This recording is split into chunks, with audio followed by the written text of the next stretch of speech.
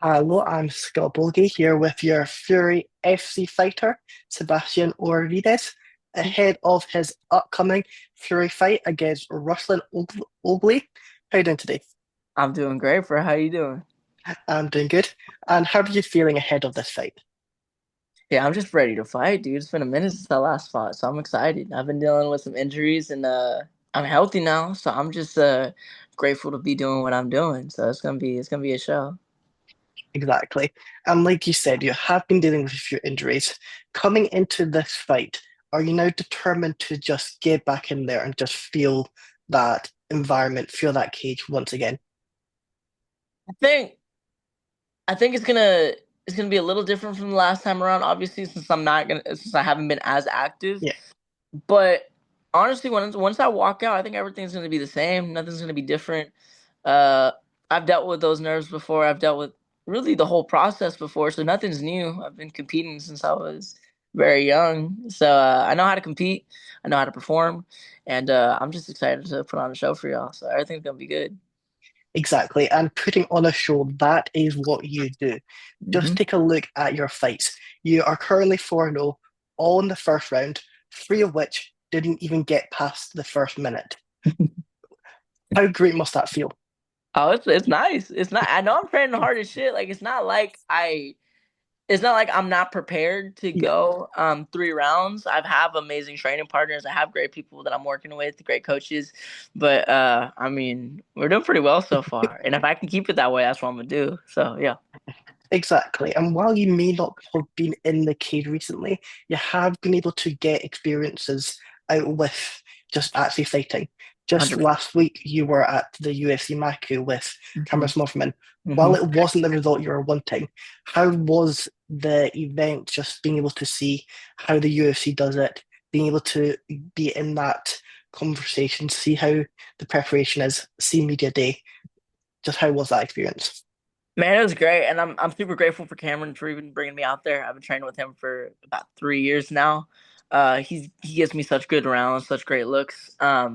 This is my third time being out in the corner. I was out. Matt Schnell has brought me out to be in his corner before, so I'm grateful for all of them. And this time around it was different because whenever I was with Danger and Cam last time, it was in the Apex. This time around it was in Yeah. front of the crowd.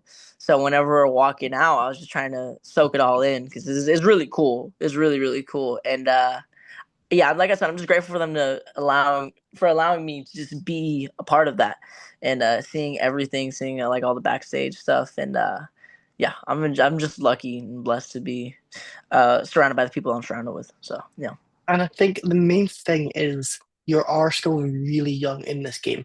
So right. being able to get this experience at this young age can only benefit you when you do eventually go there. 100%, 100%. It's not going to be anything new by the time I'm there. So yeah, I'm excited. And in your last fight, what you did get, unfortunately, it did go past the first minute. Do you feel how was that fight for you? Do you feel like having that extra time will just help you just being able to see different looks in that? Honestly, I mean, he was defending on the back pretty well. I think that's the only thing that drug it out. But like, it went perfect. I got him down, past his guard, hit him up a little bit, and he exposed his back. Really, just how we expected it to go. But I just don't think people are going to be able to defend everything I have to offer for 5 minutes. Like once I get them to the ground, or just once I get my hands on them, they have a lot to deal with, and they'll feel something they've never felt. I've got a very unique skill set. So I'm not Ex- just going for the typical armbar rear naked choke. I'm going like my game is way different. So you know, Exactly, and you've showcased your wrestling on outside of MMA as well. You've right. also been on the Submission Hunter Pro, got the victory. You've been able to get to the UFC invitation, the UFC Fight Path Invitational. Unfortunately, Right. that didn't go your way, but being Right. able to have these, or like Armin calls it, side quests. Yeah. How do you feel like that can only benefit you, keeps you in that competitive mindset, and keeps you thinking? Man, yeah, no, it's crazy because now that I haven't competed for a while and I go back and look at my last two or my previous 2 years, it was 8 fights in 2 years. I Yeah, had a few submission under pros. I had the Fight Pass Invitation. I was just super busy. So going from that to doing nothing was, I mean, I've been training, but I haven't been competing. yeah, So it was just a complete new thing for me. So I'm just happy to be back in the mind frame I'm at right now. Like I'm just excited to be competing again. So I think it was necessary though. Like I'm young, I was competing a lot, but this time off I think was like a godsend. I needed this. So yeah.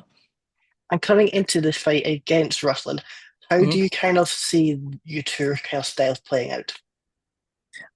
He's never felt anything like me. I think once I get my hands on him, and he knows this too. Like he knows exactly what I'm gonna do.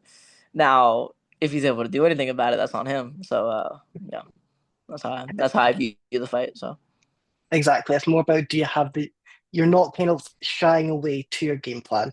Your yeah, opponent know what it is. It's just do you have that ability to be able to stop me? yeah, 100%. And what do you make of Fury recently? Obviously, you've had recent title contenders in Diego Lopez challenging for that featherweight title twice. You've now got Hmm. Josh Van becoming that flyweight champion. It just seems like Fury has come a long way in just a short time to from becoming one of the major promotions and getting fighters to that next level to becoming that promotion to create the next level champions. I think they're the best feeder organization, and I'm not even being biased when I say this because the champion in my weight class is out of Fury.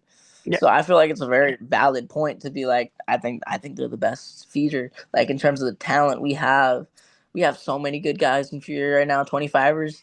Like even the people that just got sent up, like Paris he just got put on the contender series, yeah. Alden, Josh Van. We have a ton of good guys coming out of Fury and there's a lot more to come. And I think within the next 5 years, there's going to be a bunch of Houston guys in the top 10. So, yeah, it's going to be good. It's going to be very good. And not only will there be Fury guys in the top 10, there is also Fury guys on this card as well from flyweight. Obviously, Mika is on the card as well, Mm. fighting Drake Lopez. How do you kind of see like Yeah. that matchup playing out? Mike is going to whoop his ass. Like, I'm not the biggest fan of Drake Lopez. He's going to fuck him up.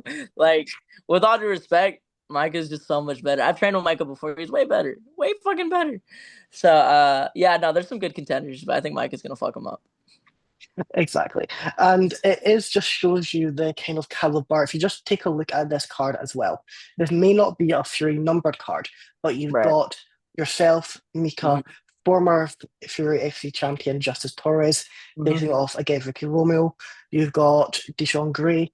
It may not be a Fury card in the sense of it's numbered, but it's got that wealth of talent just Yeah. flowing through it. Shit, if I'm on the card, it's a number card. If I think me by myself, that will give it enough attention. So, yeah, no, I'm excited to just be a part of it. I'm like I said, I'm just so excited to fight again, dude. It's just gonna be so fun. I'm very excited to show my stuff. So, yeah, I don't really care whether or not it's a number card or not. I Yeah. just think we got a bunch of guys on there. It's gonna be fine. It'll get eyes on it. So, yeah, And you feel like that is one of the other good things about Fury is the fact that they do have these events constantly. Mhm. I think it's like two events per month at least. It Yeah. just gives you that opportunity that if you are wanting to go out there, Eric will give you that fight. 100%. You'll stay active. Now, whether or not the matchup makes sense, that's a different thing. But like Yeah. you can get fights for sure. He'll get you fights. And what is next for you after you get the victory here? What are you looking for next? Either getting back in there a certain date or different type of competition. I'm trying to get back in there October. Now, on depending on who I fight, I don't really care. Just Yeah. yeah, no, I know there's guys out there. I'm fine with fighting any of them. So yeah, back in October. I want to space it out a little bit, and then we're most likely looking at contender series next year, or whatever else pops up. But that none of that really matters. I got to get through this guy first. He's a Yeah. dangerous guy, and once that's finished, then I'll worry about all that. So And how do you kind of rate that UFC featherweight, sorry, not featherweight, flyweight division? Obviously, you've seen how talented it is. Just back another like a few months ago when Kalaha was able to, from non-ranked, was able to defeat the former champion mhm. Moreno to get into the top five. That just shows you how talented your division is. That's so cool, dude. Like, cause it's so young. Like, I Yeah, look at everybody in the division, and I'm younger than them, but not by much. Like, I'm 21. These guys are like mid 20s. If once you get past 30 in the flyweight division, it's kind of it's kind of a wrap. So there's just so much talent, but that's what makes it so cool. Like in the future, it's gonna like this time period is gonna get looked back at very fondly because we have so many guys, so many talented people, and I'm just excited to be a part of that because I belong there. I'm gonna shine there, and I got my own unique skill set that it's not really that common what I can do. So I'm gonna for sure add something to it. I'm gonna make some waves. So I'm excited. And a fighter that's currently not in the UFC but has been calling out Josh Van for a fight, Mokaev, he has said if he gets that fight, he loses, he will retire. What do you kind of make of him constantly calling out that UFC brass to get him back in? Well, obviously, like he's the one that fucked that shit up though. Like that was all Yeah, him. And supposedly it was backstage stuff, what I wish I can see. Like I can yeah, believe that. Like obviously he wasn't that big of a draw, so the UFC didn't feel like obliged to keep him. But from what I heard, it was behind the scenes stuff that got him kicked out. So he can keep saying everything he wants to say, making as much of a hyping up his name as much as he can. But in all honesty, it was his fault. It was his error. So he can't really be mad at anybody else but himself. Very talented though. Like that dude's is very good. But yeah, that's on him. and obviously, the UFC is the goal. That we're not going to try and shy away from that. Yeah. But with other promotions like the PFL and Mhm. Netflix, you having that draw coming up now, giving you guys the opportunity to showcase your talent. Do you think that may start to give the UFC just a wee bit more?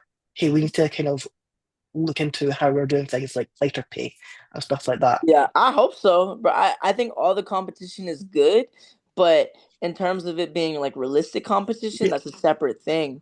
Because yes, there are many talented people outside of the UFC. Like Adriano Moraes has been killing it for a long time, but I'm not I'm not sure if one person is gonna bring that pull that we need. I think there needs to be an organization that has like a WEC type situation. yeah, Obviously, those divisions weren't in the UFC at the time, but we need a situation where like there's a bunch of killers in one organization that have the light shined upon them. Because like if you look at PFL, they have talented guys. They're just dog shit at marketing. yeah. So it's not a matter of talent. It's a matter of everything else. So yeah. 'Cause I think there have been a few instances now where the PFL have put on good cards, and there's people going on Twitter going, "Oh, I didn't even know there was a PFL event Hmm. on this weekend."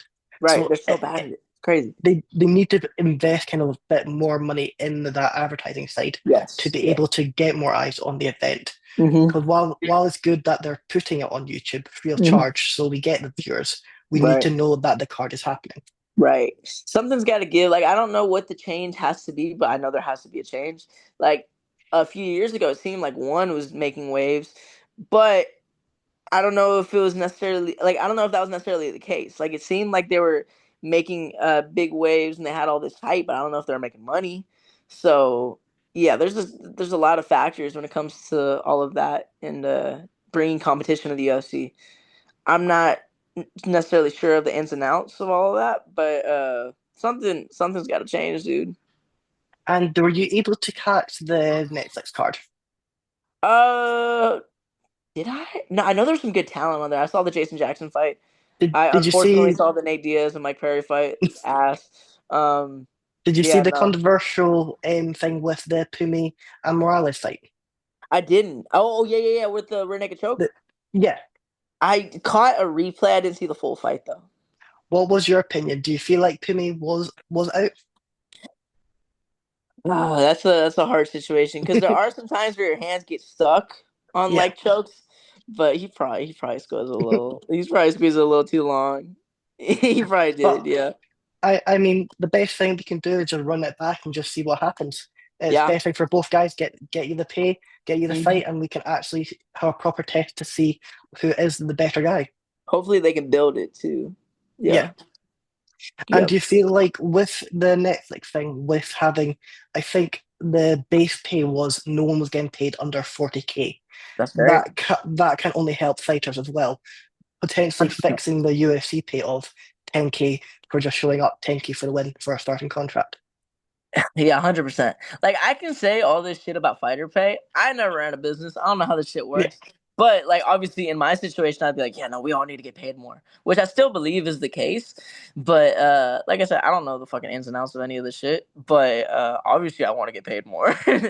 So hopefully that be the case. Like everybody getting paid 40K off the rip, that's awesome. But I just don't know if that's sustainable. Yeah. So that's the problem. Like And with GFL, do you remember that shit? Like how they're yeah, promising all this big money. and None they of that shit came to fruition. didn't even get like the first card out. Exactly. So yeah, I don't know the ins and outs of that shit. So And what has been your biggest improvement in your game since your last fight? honestly, I've gotten better at really everything. I know that's a boring ass answer, but yeah, I would say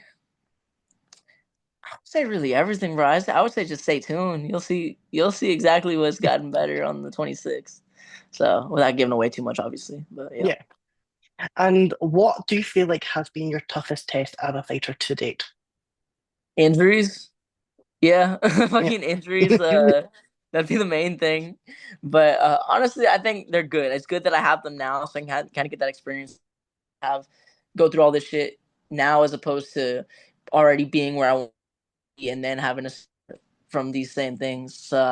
Yeah, I think everything's in God's timing. So yeah, And do you feel like being able to overcome these sort of injuries at this young stage can only benefit you going forward, just so you do know the process of that. You understand what you can do, even though you are injured, you can still train in other areas. 100%, 100%. Even like when I was, shit, I was kind of veteran for a while. I could still watch fights. I could still get better in separate ways, you know. But you have to learn that. Like wasn't easy, but I mean, shit, adversity creates great things sometimes. So that's what I'm shooting for. Now you're going to go out there, you're going to get a victory. It's just written in the start. What are you doing to celebrate? Yeah, I don't know. It's a Friday night this time around, bro. I'm Yeah, I'm very excited. We'll figure that shit out. I say that, but I'm low key square. I'm probably gonna come back home, go to sleep, shit, get ready for the next one. But yeah, no, I'm excited, bro. I'm so excited for this. Shit. I'm for sure gonna eat. For sure gonna eat afterwards. Um, but in terms of everything else, I'm not sure yet. We'll see what's written out for me. So we'll see. now, what's the first thing you're ordering? What's the food? Shit. I think last time it was pizza. I mean, that's pretty basic.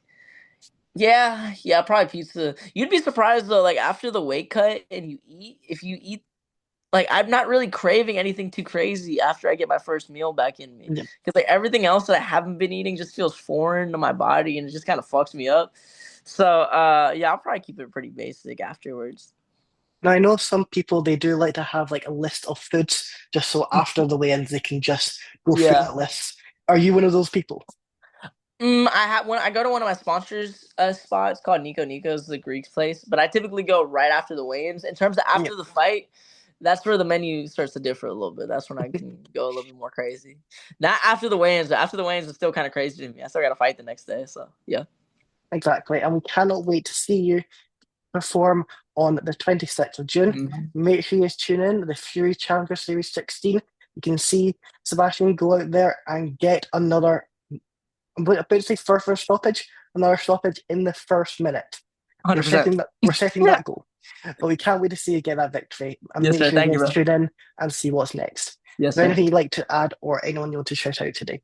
Shout out to my mom. Shout out to my gym, Urban Jungle. Shout out to my head coaches, Tony Torres Aponte, Eve Edwards, Michael Chase Corley. Um, yeah, shout out to everybody that's with me, bro. That's really it. Like I'm just super appreciative for all my supporters and everybody that shows me love. And I'm just excited to perform for y'all. It's gonna be a good time. So yeah. Exactly. Thank you for the interview. I appreciate it. Exactly. Make sure you tune in. You do not want to miss out. Thank you so much.